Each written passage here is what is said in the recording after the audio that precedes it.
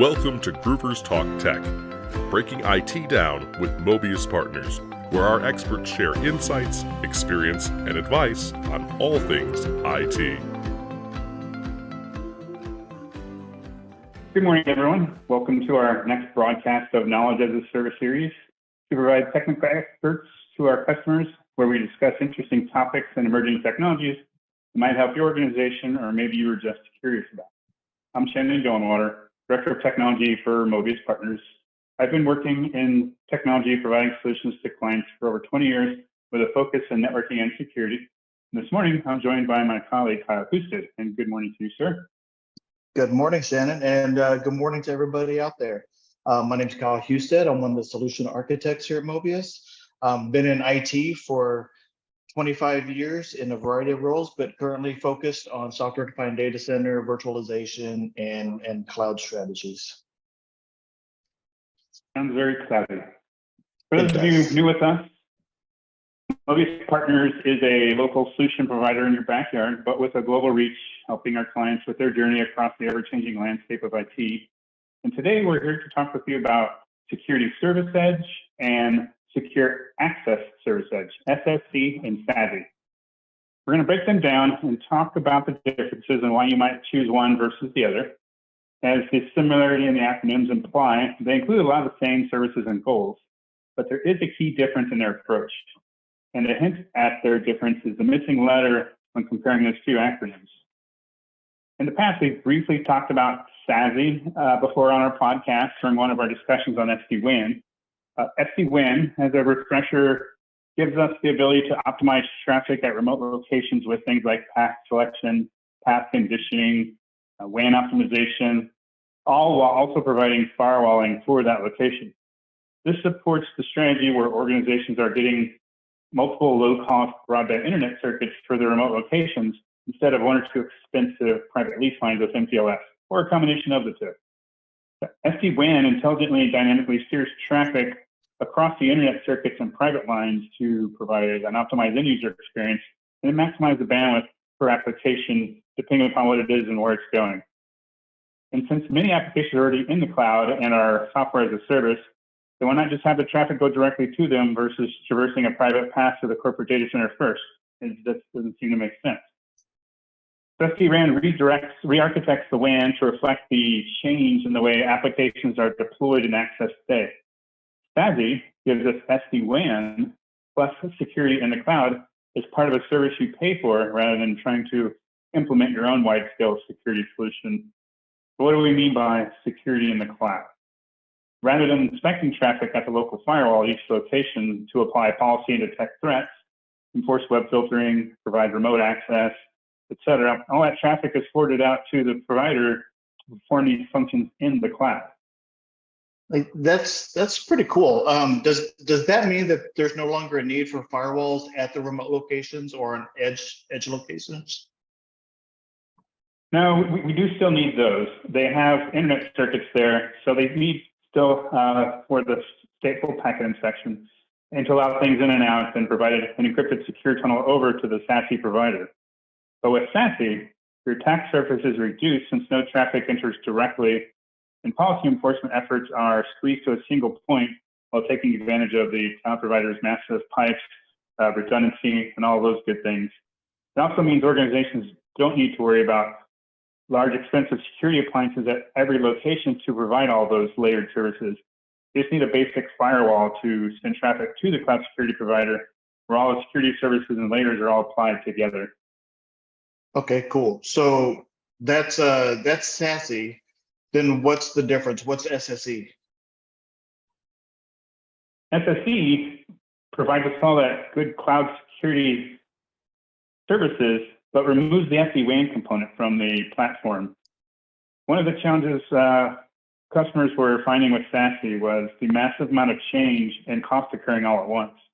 So they were re-architecting their WAN for SD-WAN and internet access and changing their security model all at the same time. And of course, with any change, there's risk and complexity. And the more change there's occurring at the same time, then the risk and complexity increases exponentially.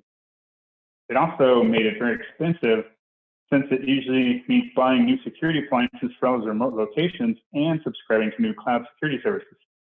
This also means it's slow to deploy and gain the benefits of the additional security that we had. Gartner expects that by 2025, 70% of organizations will procure secure web access, a cloud access security broker, and zero trust network access, all from a single converged solution. So cloud-based security makes that possible and a lot easier. So the desire for cloud security model without SD-WAN brought us to SSE. Organizations are saying, give me all that great security stuff, but using somebody else's engine. And I want it now, and I don't want to wait to re-architect my WAN to get it. And today, several of the next generation firewalls and internet gateways have included native functionality to allow integration into an SSE provider with a simple checkbox and a drop-down list of the major ones out there. So you just turn it on. It's pretty easy. Of course, there's still all the security policy elements to be defined and implemented on the cloud side, but that can be done and tested without affecting all those remote locations, which is another benefit of the SSE approach. So are people moving to SSE instead of SASE because they don't want to do SD-WAN? Are they not doing SD-WAN anymore? Well, so for sure, SASE and SSE are two different paths, right, for customers to approach in this model. But even if they do SSE, which doesn't include SD-WAN, that doesn't mean they're not doing SD-WAN anymore. They're definitely still doing and wanting SD-WAN because they want to take advantage of that migration to fast, cheap internet pipes at remote locations. They're just doing it separately to speed up the transformation.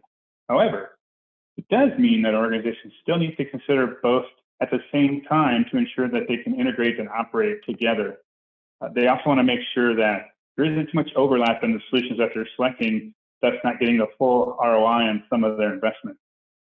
That's the breakdown on SSE and SASE. SASE is SD-WAN and cloud-based security all wrapped up together, whereas SSE is the migration to cloud-based security without the SD-WAN components. Do we have any questions sitting out there in the queue? Yeah, there is a couple. So the first question that I saw come across is which should an organization do first, SD-WAN or cloud-based security? I'll give my usual answer to this, which is depends.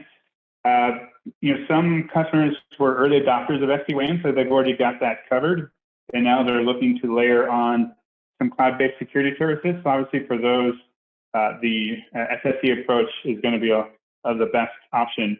And if you haven't done either of those, you have to look at which gives the most benefit to the organization. If you feel like your security posture has some gaps and you need to enhance that, then tackling the SSE probably will be better for your organization. But if you like your security posture is fairly strong, but maybe you're struggling with end user experience with applications and you're making a big push to put more stuff in the cloud and SaaS, then you might want to tackle SD-WAN first. So again, it really depends upon their business, where they're at in the life cycle. And ultimately, every technology is a business decision, right? So it's what most benefits the business and their mission.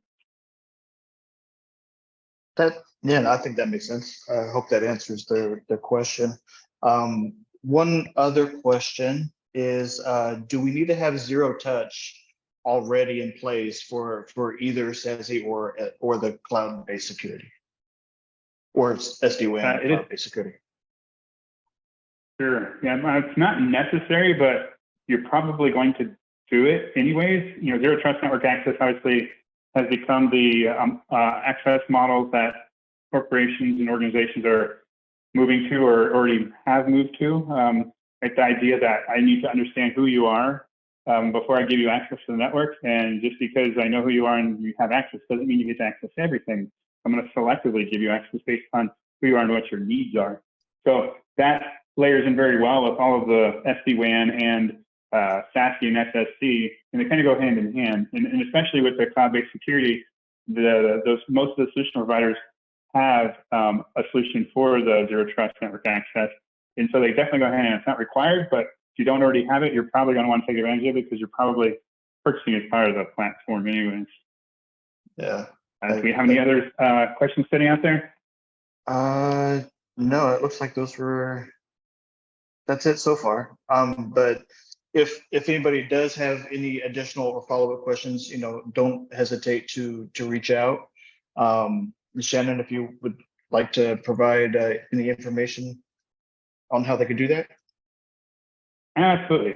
So first off, thanks everyone for joining us. We will make this recording available. You can find it out on our website. And if you have questions about this podcast, any previous one, or if you have suggestions for future topics, you can contact us at info@mobiuspartners.com. Thanks, everybody. Signing off.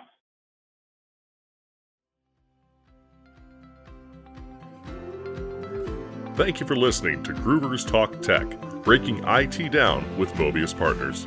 For more information on how we can help you maximize the value of your technology investment, please visit us at mobiuspartners.com and be sure to subscribe